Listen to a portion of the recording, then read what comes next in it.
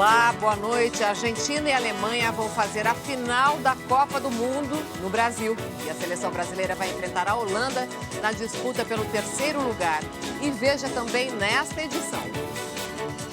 No dia seguinte, a pior derrota da seleção brasileira em Copas do Mundo, o torcedor não esconde o desânimo.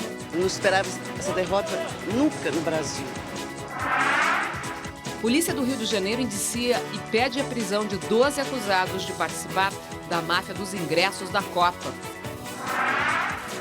Tribunal de Justiça no Distrito Federal mantém a condenação do ex-governador e candidato José Roberto Arruda por envolvimento no mensalão do DEM. Com a indústria em baixa, onde o Brasil encontraria forças para melhorar a economia? Tem que continuar melhorando a agricultura, tem que dar mais competitividade em mineração, tem obviamente que investir no turismo. Mais de 400 mísseis são disparados contra alvos do Hamas e Israel promete ampliar as operações na faixa de Gaza. Rússia volta à corrida espacial e lança seu primeiro foguete desde o fim da União Soviética.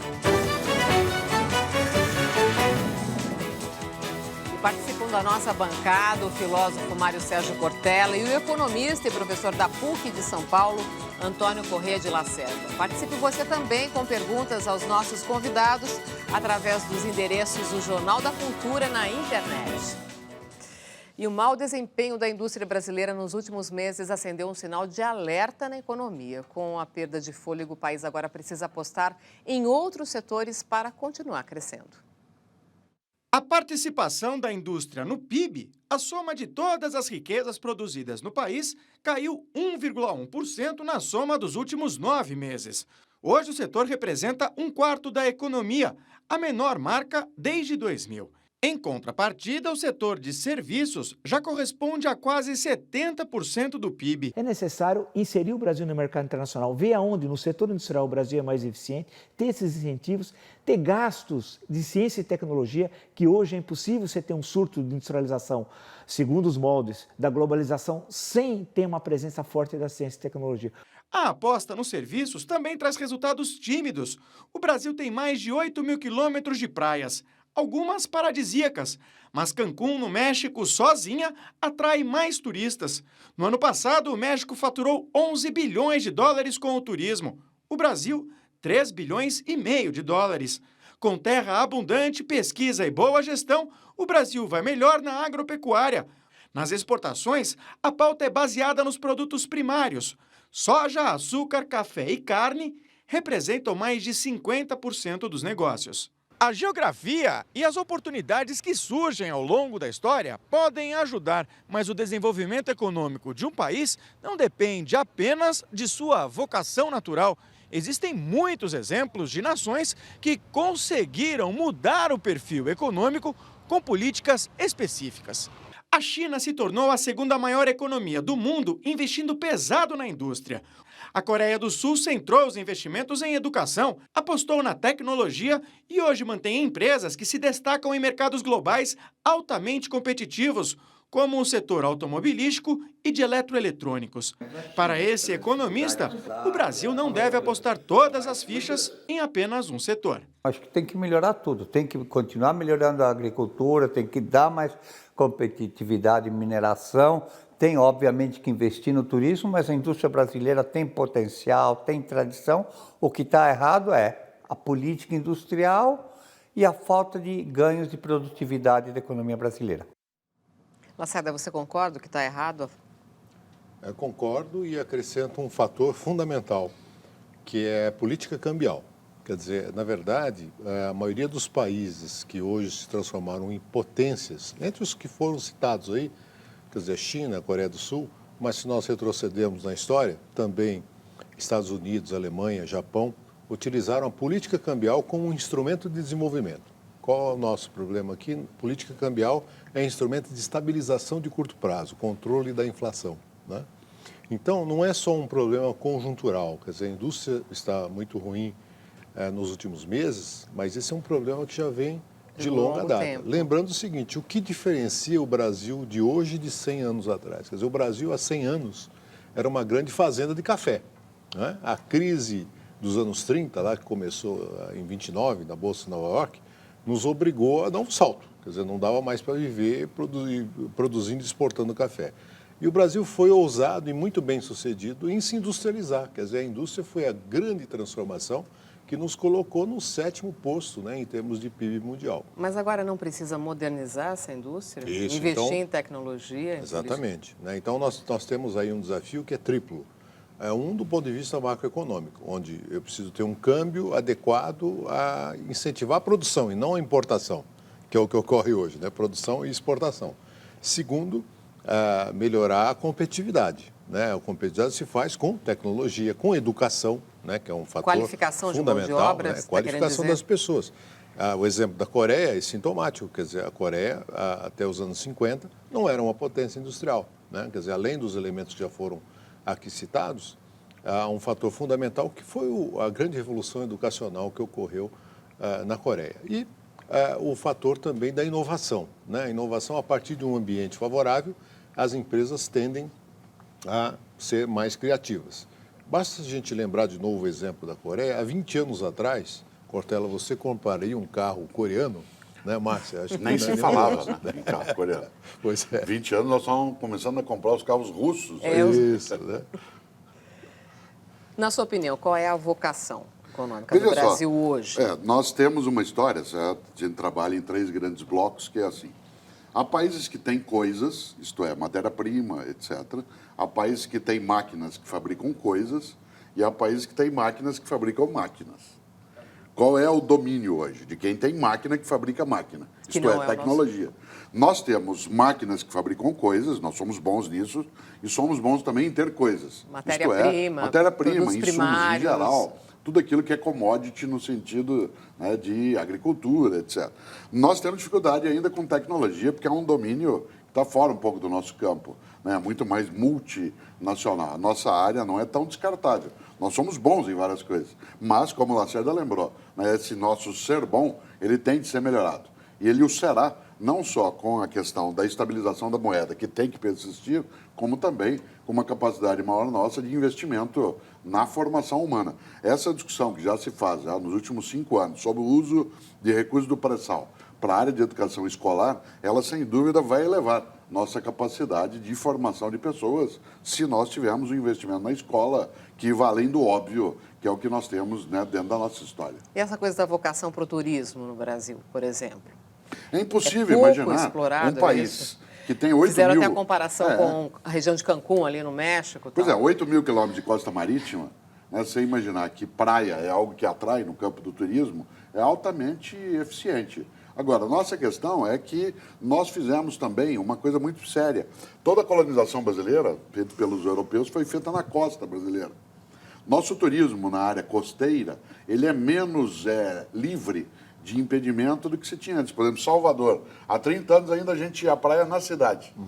Já não se vai mais. Você precisa ir em direção ao Flamengo, no Salvador, agora você vai em direção à Praia do Forte, isto é, nosso litoral é muito ocupado ainda por grandes centros urbanos. Se você olhar, é rara a capital brasileira, nos países, aliás, nos estados que tem mar, onde a capital não seja na beira d'água. Né? São Paulo é uma das poucas exceções, né, dentro disso, no restante né, e Teresina, que é no rio, não é no mar. Portanto, há um certo bloqueio ainda essa questão. Mas de uma nós praia. temos também, por exemplo... Só a Alemanha achou um lugar mais tranquilo para fazer turismo no sul da Bahia.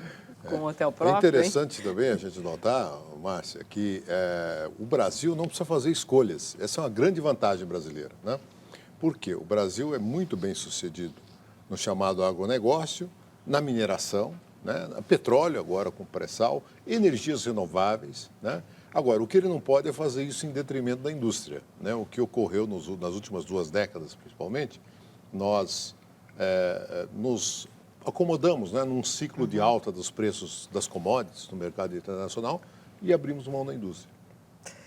Agora, a derrota amarga para a Alemanha deixou a quarta-feira com gosto de ressaca para os brasileiros. Tristeza, revolta, decepção. A lista de sentimentos que a partida despertou nos torcedores é enorme. O torcedor carioca acordou cedo para conferir na banca de jornais se o pesadelo era mesmo verdade. Não tem explicação, não tem, né? o verde e amarelo que enfeitava o centro de Fortaleza sumiu. Nas rodas de conversa, espaço para as teorias. Aquela equipe da Alemanha já tem mais de 4 anos que atua junto e não podia ser outro resultado diante da improvisação do futebol brasileiro. Em São Paulo, o feriado nublado e frio ajudou a deixar a cidade com mais cara de quarta-feira de cinzas. Até a bandeira, símbolo nacional, acordou assim, meio murcha. Por todo o país, o coração do brasileiro amanheceu rasgado. O Brasil ontem não jogou foi nada. Uma vergonha para os brasileiros. O resultado do jogo mexeu com os sentimentos do torcedor brasileiro. Afinal, esta era a nossa Copa do Mundo, a Copa disputada aqui no Brasil. Além disso, o placar de 7-1 foi o pior da seleção na história dos mundiais. Uma goleada difícil de esquecer. Não esperava essa derrota nunca no Brasil. Para os dois lados. Nunca houve um 7-1 numa semifinal de Copa do Mundo, parece uma Alemanha-Arábia Saudita da primeira fase. Martin é alemão, mora há 12 anos no Rio e foi a Minas Gerais para assistir a vitória da equipe germânica. Eu quase não dormia hoje à noite, assim, sempre relembrando do jogo que aconteceu, tentando entender, porque na verdade não dá para entender. Para alguns torcedores, foi difícil controlar a decepção. Vai perder de 7-8! Nós somos basicamente chimpanzés, nós somos tribais, nós vivemos em bando. O nosso bando dos brasileiros foi derrotado pelo bando adversário dos alemães. Isso vem com um mal-estar, com um entristecimento que mais do que cultural é até atávico. Mas a maioria encarou a derrota com mais bom humor. E teve até gente que se deu bem com ela. Esse empresário de Campo Grande ganhou sozinho R$ 450 no bolão com os amigos. Eu não acreditava que a gente pudesse bater a Alemanha.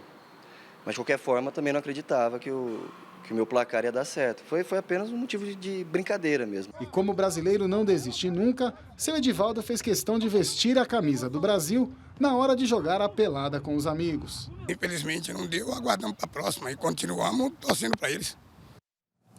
Voltamos à realidade. A derrota da seleção brasileira mudou o humor na Copa das Copas e despertou o brasileiro para os velhos problemas do país apontados antes do Mundial.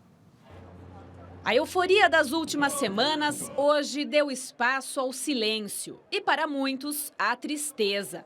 Difícil explicar o que aconteceu no jogo entre o Brasil e a Alemanha. Foi em demasia, isso não podia acontecer. É um vexame, é uma humilhação, né? A Copa do Mundo mexeu com o humor dos brasileiros. Uma mistura de emoções e sentimentos antes e durante o Mundial. A começar pelos meses que antecederam os jogos, marcados por inúmeros protestos. Grande parte da população não acreditava na realização da Copa. Criticou e questionou gastos com obras e a capacidade do Brasil para receber turistas. Os atrasos e os problemas de organização foram assunto no Brasil e no exterior. Mas com o início do Mundial, o que preocupava acabou surpreendendo. As críticas viraram elogios e os brasileiros empurraram a seleção. Segundo pesquisa Datafolha, com o início da Copa, o número de brasileiros favoráveis subiu de 51% para 63%. E o orgulho com o Mundial saltou de 45% para 60%. Mas o placar de 7-1 ontem, que acabou com o sonho do Hexa, pode ter abalado essa satisfação. No começo da Copa, como estava o humor? Tava ótimo. E agora? Péssimo. Era muito otimismo, mas por água abaixo. A frustração gerada pela derrota do Brasil diante da Alemanha não só mudou o humor dos brasileiros, trouxe também à tona a oportunidade de reflexão. Há muito tempo não se ganha campeonato com sorte, né? Qualquer campeonato ele é ganho a partir de um planejamento bem feito e de ações bem executadas, assim como é como o país, assim como é a política, assim como é a gestão de um estado ou de um país. Quais vão ser os reflexos dessa saída do Brasil da Copa, dessa derrota do Brasil? Não saímos ainda não, tem jogo sábado. Nós saímos da disputa final. Obrigada pela lembrança com a Holanda, tá certo, em si, com a derrota do Brasil. Agora nos resta disputar o terceiro lugar, né, com a Holanda, né, e eu espero que o time brasileiro consiga se organizar um pouco mais, especialmente se repetir o primeiro tempo do jogo contra a Alemanha, corre o risco de levar mais uma goleada da Holanda. Mas o que é interessante a gente observar é que muita gente previa o caos fora das 4 linhas, né, da realização da Copa, dizendo assim que nós não teríamos capacidade de organização. Eu não estava entre eles. Aliás, aqui no jornal mesmo, muitas vezes falava, olha, se nós organizamos um carnaval, que é conhecido mundialmente, por que não podemos organizar uma Copa, né? Mas a grande surpresa é que o desastre veio nas 4 linhas, né, e perdendo para um grande rival com todos os méritos, que é a Alemanha. Agora, nós estamos falando de esporte, né? Esporte você está sujeito, especialmente no futebol, e especialmente no futebol que nem sempre o melhor ganha, né? Então, eu tenho a impressão que essa derrota também será uma oportunidade, como alguém já lembrou numa das matérias, de uma reformulação, principalmente fora das 4 linhas, né? Na organização, né? Toda essa estrutura, CBF, a estrutura dos clubes, a falta de profissionalismo, né? A falta de calendário, né? Tudo isso precisa entrar em pauta, porque se nós quisermos recuperar o nosso prestígio, a nossa capacidade em termos internacionais, não dá para contar só com o talento. O talento é importante, só que hoje outras seleções também têm muito talento. Mas pode ter reflexos fora do campo, fora do âmbito da CBF, uma derrota como essa? Eu vou usar aqui a pergunta do Daniel Mendes, que disse, uma derrota dessas pode, por exemplo, se refletir na política? Menos do que a gente pode imaginar. Até em outras vezes, nem a vitória, em 2002, alterou o processo, nem as derrotas nos anos subsequentes. Quer dizer, o país pode sim se movimentar agora, porque ele já estava em movimentação. A Copa só fez um certo intervalo, tal como um carnaval faria, em relação às nossas discussões sobre questões nacionais. Não acho que nem a derrota à Alemanha ontem, nem uma eventual vitória, né, até o final, que ela alteraria o quadro que a gente tem. Agora, nós temos que lembrar uma coisa. Nós ficamos muito irritados de estar entre os 4 melhores do mundo. Isso não aconteceria com outras nações. Nós é que nos chateamos. Qualquer um, né, em outros países, se estaria você olhar, feliz. Ficaria feliz. A Holanda, por exemplo, nunca venceu uma Copa, né, e já disputou uma série de finais. Nós não. Nós nos irritamos porque a gente tem uma alta expectativa, né, sobre nós mesmos. Aliás, para lembrar uma brincadeira antiga, né, Copa do Mundo é tudo ou nada. Como ontem. A Alemanha é tudo, nós nada. Então, se você observa, isso tem um impacto. Agora, o que eu mais achei importante foi a conduta alemã. Você morou na Alemanha, sabe que existe um conceito em alemão que não há em outros países, que é Schadenfreude. Schadenfreude é a alegria que você tem pela tristeza alheia. Isto é, o quanto você se anima pelo erro que o outro comete. É uma palavra que não existe em outros idiomas. Pois bem, os alemães não tiveram essa atitude.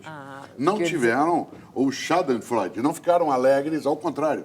Parecia que eles estavam constrangidos em fazer os gols depois do terceiro. Pareceram muito respeitosos. E mandaram, né, hoje, inclusive, para a seleção brasileira e para o Brasil, uma série apoio, de e-mails, de amor. Isso. Solidariedade. Até pior fazer isso. O Schweinsteiger, que é um dos principais jogadores dessa geração na Alemanha, que já havia se manifestado a alegria do povo brasileiro, tudo isso antes desse jogo, ontem pediu desculpas ao povo brasileiro por ter ganho com uma diferença tão grande. Excesso de gentileza.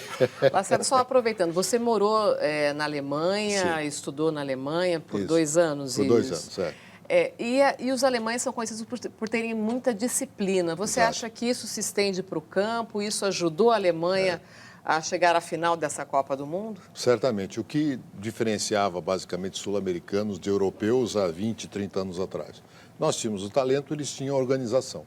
Só que hoje eles têm também talento, né? Porque o futebol também se globalizou e as várias táticas, estratégias, os métodos de treinamento também evoluíram muito. E nós permanecemos meio na improvisação, né? E não dá para depender, nesse mundo hoje, tanto de improvisação. Uma curiosidade, em 2006 eu estava na Alemanha, a Alemanha era sede da Copa do Mundo e perdeu a semifinal. E foi para a disputa do 3º lugar. Ganhou o 3º lugar. O povo foi para a rua comemorar, porque é 3º lugar. Né? Não, para nós não. Se não for o primeiro, aí já não quer. E se os nossos irmãos então forem para disputar o primeiro, aí fica mais difícil. Foram. Aí, então...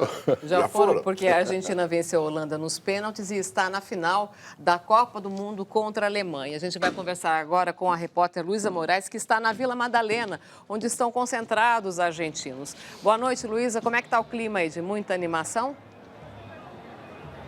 Boa noite, Márcia. Boa noite a todos. A comemoração por aqui é até tímida, perto do que a gente viu nos últimos dias. Mas os irmãos têm motivos de sobra para comemorar. Afinal, quebram um jejum de 24 anos. A última final foi disputada em 1990, justamente contra a Alemanha, que venceu por 1-0. Mas isso parece não abalar a confiança dos irmãos, que estão aqui aproveitando, inclusive ao lado de torcedores holandeses e também de outras nacionalidades. A polícia aqui perto de onde nós estamos está fazendo uma revista, olhando os torcedores. Ontem houve denúncia de vendas de drogas, mas por enquanto o clima aqui é absolutamente tranquilo. Teve até a apresentação de tango agora há pouco. E daqui a pouco, ainda nesta edição, nós voltamos com os melhores momentos da partida, a disputa nos pênaltis, que garantiu à Argentina uma vaga na final contra a Alemanha, no jogo do próximo domingo, dia 13, no Maracanã. Márcia.